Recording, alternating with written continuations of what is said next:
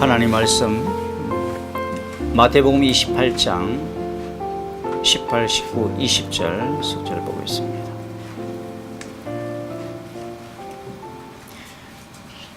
예수께서 나와 말씀하여 이르시되 하늘과 땅의 모든 권세를 내게 주셨으니 그러므로 너희는 가서 모든 민족을 제자로 삼아 아버지와 아들과 성령의 이름으로 세례를 베풀고 내가 너희에게 분부한 모든 것을 가르쳐 지키게 하라. 볼지어다 내가 세상 끝날까지 너희와 항상 함께 있으리라 하시니라.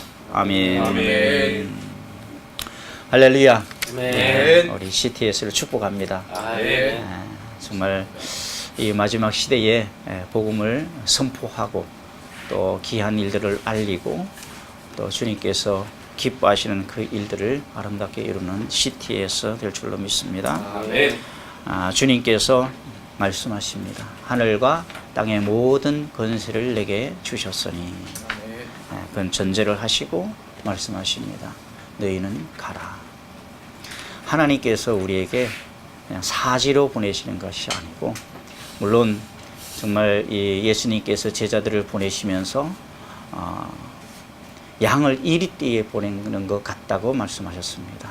이 세상은 이리떼와 같이 악한 사단과 대적들이 숨겨져 있는 지뢰처럼 얽혀 있는 그런 곳이라는 사실을 전제하지만 주님께서는 그것을 다 이길 수 있는 권세와 능력을 가지신, 하늘과 땅의 권세를 가지신 우리 주님께서 가라고 말씀하십니다.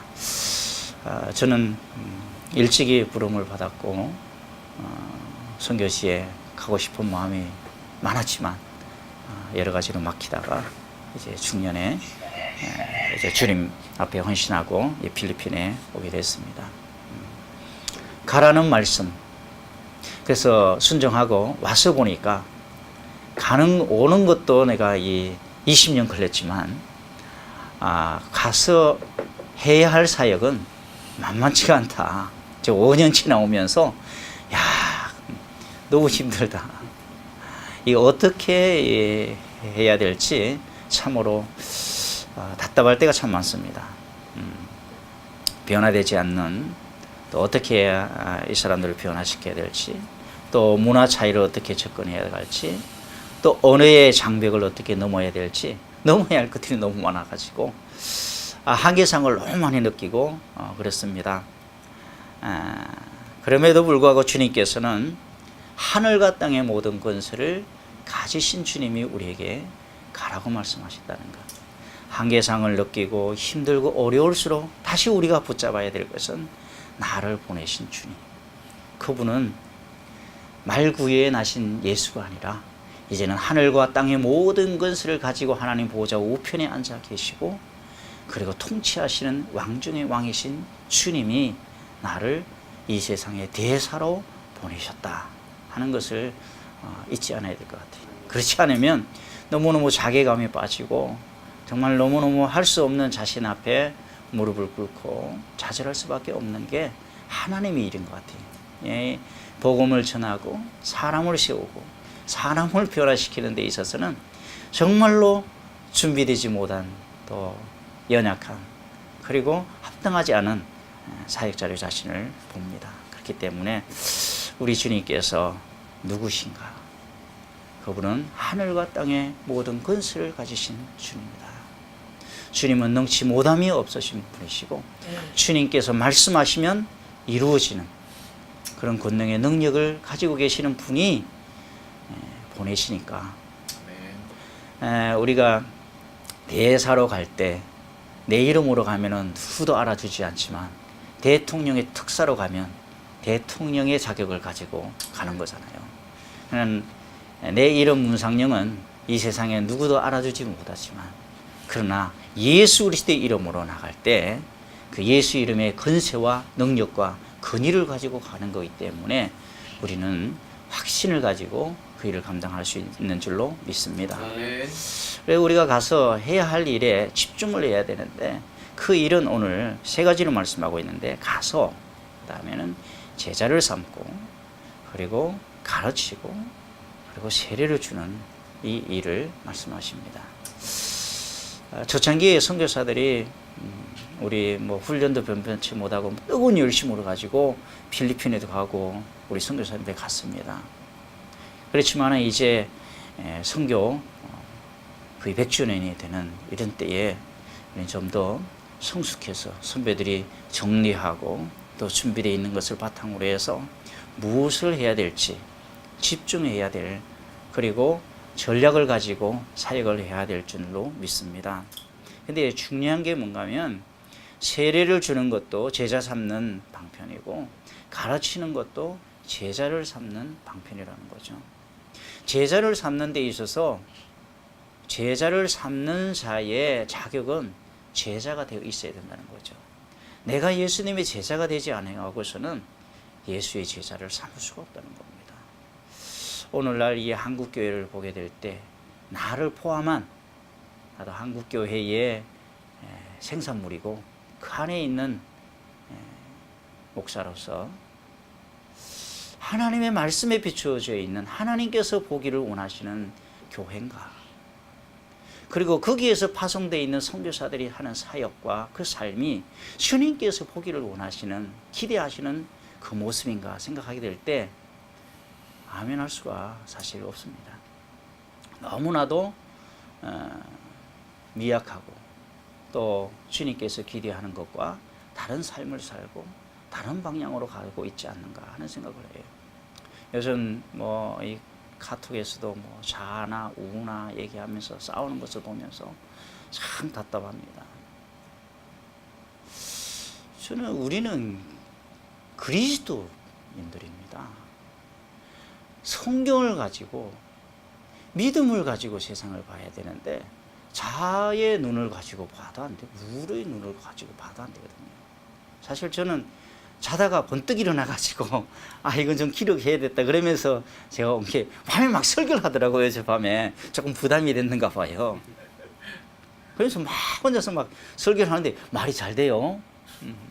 그래서 이건 좀 기록해야 되겠다 그랬는데 뭐 이렇게 알고 있던 지식들이 연결돼 가지고 뭐 다 아는 거지만은 사실 이렇게 싸우는 것을 보면서 오늘날 다 일리가 있습니다. 그런데 중요한 것은 저는 예전에는 김영삼 대통령 뭐 삼김 뭐 이렇게 데모하고 그럴 때는 개혁주의였습니다.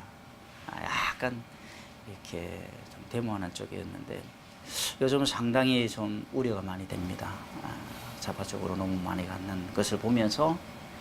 그런데 누구를 탓할 수가 없어요. 사실 이 공산주의가 시작된 게 기독교의 문제였습니다. 기독교의 문제.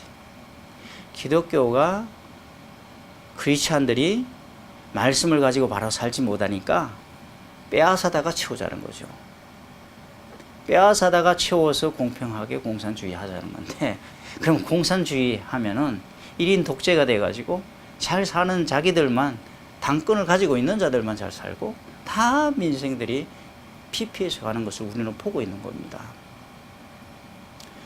분명하게 도달해야 될 것을 다 보고 있음에도 불구하고 우리가 말씀을 가지고 미래가 어떻게 될 건지 바라봐야 돼요. 사실 제가 많이 우려가 되는 것은 젊은이들과 많은 사람들이 좌쪽으로 가고 이렇게 되는 절대적인 영향을 끼친 건 기독교라고 생각됩니다. 우리나라 기독교 인구가 20%가 되면 이제는 기독교 문화가 나누는 문, 물론 사실 숨어서 그리고 좋은 일을 기독교 많이 합니다. 교회들이 이 NGO라든지 많은 이 구제와 그늘진 사람들을 돕는 그런 일들 너무 잘합니다. 그리고 또 이런 가운데서도 기도하면서 성실하게 진실하게 나누며 그렇게 살아가는 우리 참 좋은 믿음의 동지들이 너무나 많습니다. 그들은 숨겨져 있고 그러지 못한 일부의 잘못되어 있는 부분들이 자꾸 덜 치워지고 그걸 통해서 자꾸 안티가 커져가고 그래서 안티 기독교가 점점 불어나고 이렇게 되면서 앞으로 참 우리의 설 자리가 어려워지지 않나.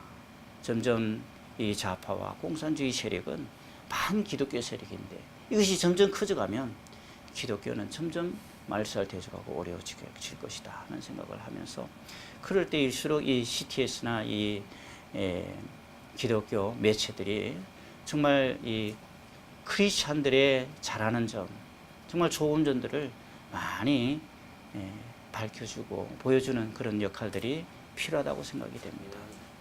이런 시점에서 정말 교회가 교회로, 목회자가 목회자가 되고 선교사가 선교사가 되는 거야말로, 다르게 말하면 예수님의 제자가 되는 것이 가장 중요하다고 생각됩니다.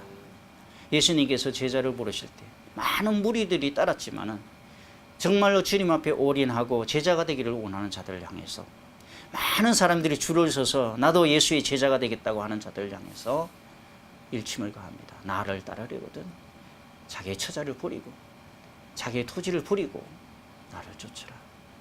그만큼 자기 목숨을 내놓지 않고서는 주님을 따를 수 없다는 것을 말씀해 주고 있거든요. 예수님의 제자는 그냥 예수 받고 복 받고, 예수 믿고 복 받고, 천국에서 잘 되고 이 지상에서도 잘 먹고 잘 살고 영광 누리고, 그럴 수는 없다고 생각됩니다. 선택을 해야 되는데 이 땅을 포기하고 위의 것을 추구하면서 살아가는 자들이 예수의 제자들이라고 생각이 됩니다. 사실상 이렇게 설교하는 저도 처자식을 키우고 또 이 땅에 살아가면서 폐수가 있어야지 기름도 넣고 말이죠. 또 이렇게 할 수밖에 없는 그런 처지에 있는 우리에게 참 도전적이지 않을 수가 없습니다. 이럴 때일수록 내가 누구를 믿는가? 내가 돈을 믿느냐? 예수를 믿느냐? 예수님께서 우리에게 하늘과 땅의 모든 권세를 내게 주셨으니 내가 보장하니까 가라고 말씀하십니다. 우리 눈앞에는 예수의 권세, 하늘의 권세, 땅의 권세가 안 보이고 돈의 권세가 바로 눈앞에 보이는 거예요. 돈만 있으면 교회도 지어주고, 돈만 있으면 먹을 것도 주고, 돈만 있으면 병원도 보내주고, 돈만 있으면 장례식도 치러주고, 돈은 바로 내 앞에 있는 겁니다. 이런 이 시점에서 사역을 하면서 우리가 누구를 의지하는가? 날마다 우리가 깨어있지 않으면 나도 모르는 사이에 주님보다는 내게 보이는 것을 의지하고 감으로 말미암아 거기 있으면 뭔가 될 것 같고, 그것이 없으면 초라해지고 기가 죽고 살맛이 안 나고, 그런 것이, 그런 삶을 산다면 주님 앞에서 우리가 너무나 부끄럽다 하는 것을 깨닫게 됩니다. 그러므로 우리가 어떤 상황에 있든지 예수의 제자를 삼는 일에 온전히 전심전력해야 할 줄로 믿습니다. 우리가 어떤 사역을 하든지 어떤 위치에 있든지 그곳에서 그리스도의 빛을 발하는, 예수 그리스도의 권세와 영광과 능력을 나타내는 제자로서의 삶을 살아가야 할 줄로 믿습니다. 그렇게 될 때 내가 세상 끝날까지 내가 너희와 함께 하리라 말씀하고 있습니다. 우리는 마지막 주님 앞에 섰을 때를 늘 생각해야 될 줄로 믿습니다. 우리가 이 땅에서 많은 일을 하는 것도 중요하지만 주님 앞에 섰을 때에 나 이것도 했고 저것도 했고 교회도 짓고 많은 것을 했습니다. 야, 그게 나하고 무슨 상관이냐? 너가 좋아서 한 거 아니냐? 라고 말하면 얼마나 주님 앞에서 얼굴을 들겠습니까? 주님 앞에서 내가 주님의 일을 주님의 이름으로 주님의 영광을 위해서 감당할 수 있는 참으로 주님의 제자가 되어야 할 줄로 믿습니다. 그럴 때 주님은 분명하게 말씀하십니다. 내가 함께 하겠다. 하늘의 권세와 땅의 권세를 가지고 있는 내가 너와 함께 한다. 내가 가는 곳에, 내가 있는 곳에, 내가 사역하는 그곳에 내가 너와 함께하고 내가 너를 지원해주고 재원이 되고 내가 능력이 되고 보장이 되어주겠다 약속합니다. 그래서 우리가 어디에 있든지 어떤 사역을 하든지 예수를 잃어버리면 안 되겠습니다. 예수님 그 능력과 권세를 붙들고 예수의 제자로, 예수의 종으로 그분의 이름을 위해서 살아가는 동력자 되기를 축복합니다. 기도하겠습니다. 하나님 우리 아버지, 주의 은혜를 감사합니다. 아버지께서 저희를 사랑하여 주시니 감사합니다. 주님께서 불러주셨사오니 감사합니다. 주님이 흘리신 보혈의 피로 그 생명을 주어 이 부족하고 연약하고 죄 많은 영혼을 살려 구원받고 하나님의 자녀가 되고 주님의 귀한 나라의 일꾼으로 사자로 세우셨사오니 감사합니다. 하나님이여 온전히 주님을 바라보게 하여 주시옵소서. 이 땅에서 사역하면서 예수를 잃지 않게 하여 주시고 그 예수님 붙잡고 그 근시와 능력을 가지신 늘 함께 하시는 주님을 붙들게 하여 주시옵소서. 그래서 아버지 하나님 분초마다 주님과 동행하며 주님 기뻐하시는 그 일을 향해서 주님 기뻐하시는 그 생각을 하며 주님께서 원하시는 그 뜻을 선포하며 생명의 능력으로 사는 저희들 되게 하여 주시옵소서. 예수님의 이름으로 기도하옵나이다. 아멘. 말씀에 많은 은혜가 있습니다. 시간 우리